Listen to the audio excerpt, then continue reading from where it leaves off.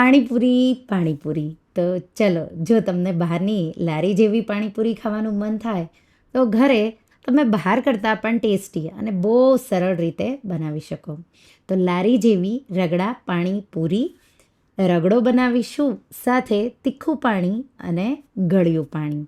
તો તમને જે પાણી તમને ભાવતું હોય એ રીતે, કે પછી મિક્સ કરી તમને ખાટું મીઠું ભાવતું હોય તો એ રીતે તમે આ પાણીપુરી બનાવી શકશો. હેલો ફ્રેન્ડ્સ, તમારું સ્વાગત છે મારા કિચનમાં. આજે આપણે બનાવીશું રગડાવાળી ચટપટી પાણીપુરી. જો તમને મારી રેસિપીઓ ગમતી હોય અને હજુ સુધી ચેનલને સબસ્ક્રાઈબ ન કર્યું હોય તો સબસ્ક્રાઈબ કરજો અને બાજુમાં આપેલી ઘંટી દબાવજો, એટલે નવી નવી રેસિપીના નોટિફિકેશન આવે. આ રેસિપીથી આપણે 5 લોકો માટે પાણીપુરી બનાવીશું. તો સૌથી પહેલાં રગડા માટે મેં રાત્રે જ 1.25 કપ જેટલા પીળા વટાણા એને સારી રીતે ધોઈ અને આ રીતે પાણી ભરી પલાળી દીધા હતા. દિવસે તમે પલાળો તો 5 કલાક જેટલું પણ ઇનફ છે. એકવાર વટાણા પલાળી જાય એટલે એક પાણીથી ધોઈ અને પછી તમારે આ રીતે પ્રેશર કુકરમાં વટાણા ઉમેરી દેવાના છે. સાથે આપણે એમાં બટેટા, તો અહીંયા 3 મેં કાચા બટેટાની છાલ ઉતારી લીધી. મીડિયમ એવા બટેટા લેવાના છે, એ ઉમેરી દેશું. 2.5 કપ જેટલું પાણી ઉમેરીશું. અહીંયા 6 થી 7 વિસલ કરવાના હોય એટલે એ રીતે તમારે પાણી ઉમેરી દેવાનું. સાથે 2 ટીસ્પૂનથી થોડું ઉપર મીઠું. તો રગડામાં આપણે મીઠું અત્યારે ઉમેરીશું, પછી ઉપરથી પણ થોડા મસાલા ઉમેરીશું. 1 ટીસ્પૂનથી થોડી ઉપર હળદર અને ઢાંકણ ઢાંકી 6 વિસલ મીડિયમ ફ્લેમ પર કરી લઈશું. ત્યાં સુધીમાં પાણીપુરીના પાણી. તો પહેલાં આપણે તીખું ખાટું પાણી બનાવીશું. એના માટે 1/2 કપ ફુદીનાના પાન, સાથે 2 નાના ટુકડા આદુના, 4 લીલા મરચાં. બાળકો માટે બનાવવાના હોય તો 3 જ મરચાં ઉમેરવાના, અને બહુ તીખા હોય એ મેં નથી લીધા. 1 કપ લીલા ધાણા ડાળખા સહિત, અને 2 થી 2.5 લીંબુનો રસ. જો નાનું હોય તો 3 લીંબુ, મોટા હોય તો 2 લીંબુનો રસ ઉમેરી દેવાનો. ખાટું બહુ સારું એવું બનશે. અને 1/2 કપ જેટલું પાણી ઉમેરી અને આપણે સ્મૂધ એવી એની આ રીતે પેસ્ટ બનાવી લઈશું. તો પાણી ઉમેરવાથી એકદમ સ્મૂધ એવી પેસ્ટ થઈ જશે. અને આપણે એને એક પૂલમાં કાઢી લઈશું અને એમાં 4 કપ જેટલું પાણી ઉમેરી દઈશું. પછી આપણે એમાં બરફ પણ ઉમેરીશું, એટલે તમારે પાણી એ રીતે ઉમેરવાનું. 2 ટીસ્પૂન સંચળ, 1 ટીસ્પૂન જેટલું મીઠું, સાથે 1/2 ટેબલસ્પૂન જેટલો જલજીરા પાવડર. તો ઇઝીલી મળી જાય જલજીરાનું પેકેટ, એમાંથી જ મેં ઉમેર્યો છે.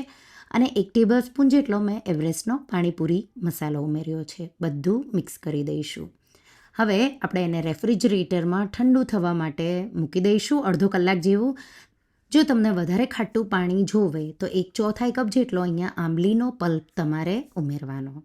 હવે ગળ્યા પાણી માટે 1/4 કપ જેટલી આંબલી અને 1/2 કપ જેટલો ખમણેલો કે ઝીણો ચોપ કરેલો ગોળ, અને એમાં આપણે 1/2 કપ જેટલું પાણી ઉમેરી દઈશું.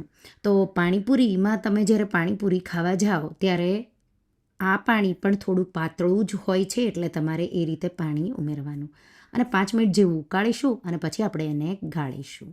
બીજા ગેસ પર મેં અહીંયા 2 ટેબલસ્પૂન આખા ધાણા, 1 ટેબલસ્પૂન જીરું અને 3 થી 4 કાશ્મીરી મરચાં, જે તીખા નથી, માત્ર સારો એવો કલર દેશે એટલા માટે આપણે એ ઉમેરી રહ્યા છીએ. એકદમ સારી રીતે શેકાઈ જાય, સુગંધ આવે અને ક્રિસ્પી થઈ જાય એટલે ગેસની આંચ બંધ કરી દઈશું અને આપણે એને ઠંડુ કરી અને પછી આપણે એને દળી લઈશું. તો આ રીતે મેં એને શેકી અને એકદમ સારી રીતે રેડી કરી લીધું છે. ઠંડુ થઈ ગયું, મિક્સર જારમાં ઉમેરી અને દરદરો એવો એનો પાવડર કરી લઈશું. તો આ રીતે મેં કરી લીધો. આપણે હવે એને સાઈડમાં મૂકીશું. રગડા માટે વટાણા અને બટેટા બફાઈ ગયા છે.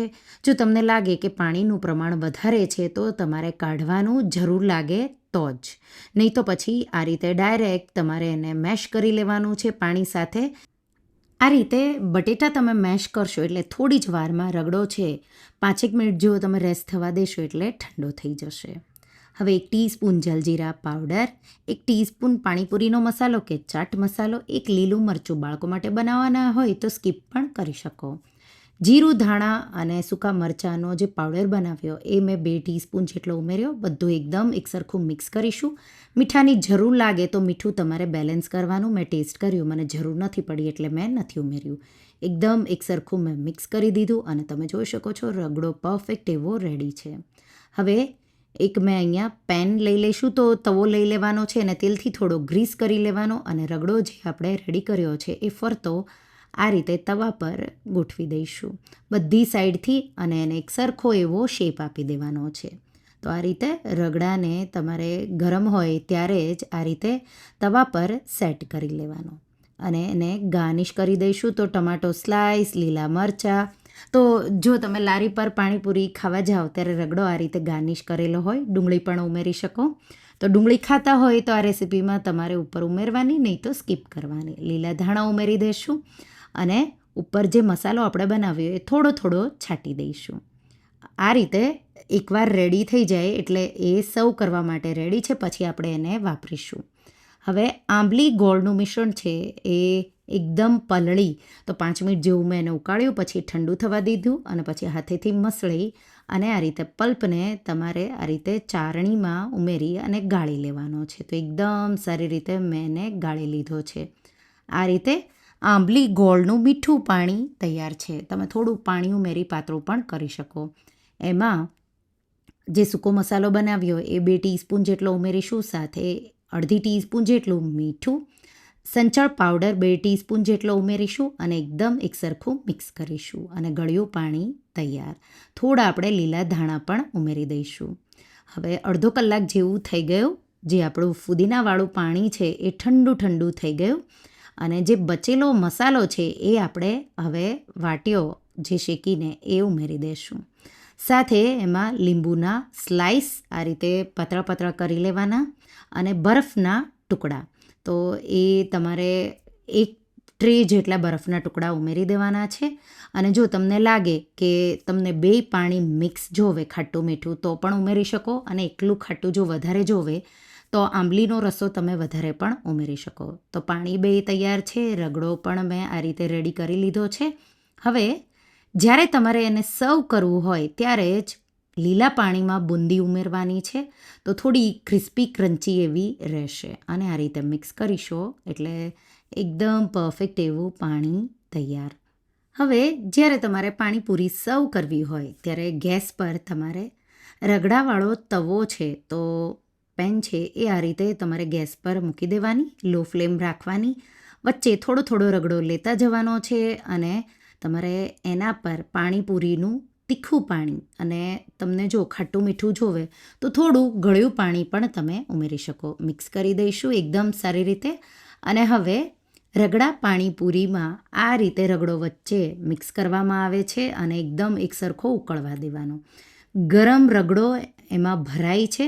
ઉપરથી થોડો જે મસાલો છે એ બચ્યો હતો એ મેં ઉમેર્યો છે. તમે એમાં થોડો ચાટ મસાલો કે પછી પાણીપુરીનો મસાલો પણ ઉમેરી શકો. આ રીતે ગરમ ગરમ મેં એને કરી લીધું. જેટલું તમને જોવે એ રીતે ગરમ કરતા જવાનું અને તમારે એને સર્વ કરતા જવાનું. અહીંયા પાણીમાં ખટાશ, ગળપણ, મીઠું, ચટપટો એવો ટેસ્ટ હોવો જોઈએ, તો મસાલા તમે તમારા રીતે થોડા બેલેન્સ પણ કરી શકો. હવે સર્વ કરીએ ત્યારે રગડો આ રીતે વચ્ચે તમે જે ગરમ કર્યો છે તો પૂરીને આ રીતે બ્રેક કરવાની અને રગડો તમને જેટલો જોવે એટલો તમે પૂરી ભરી શકો. આ રીતે હું અડધી પૂરી ભરી રહી છું રગડાથી. એમાં આપણે ડુંગળી અને તમે ટમેટાં કે પછી બુંદી પણ વધારે એમાં ઉમેરી શકો. 1 ટીસ્પૂન જેટલું આંબલી ગોળનું પાણી અને પછી તરત જ ગ્રીન પાણીમાં આ રીતે પૂરી તમારે ભરી લેવાની અને સર્વ કરવાની.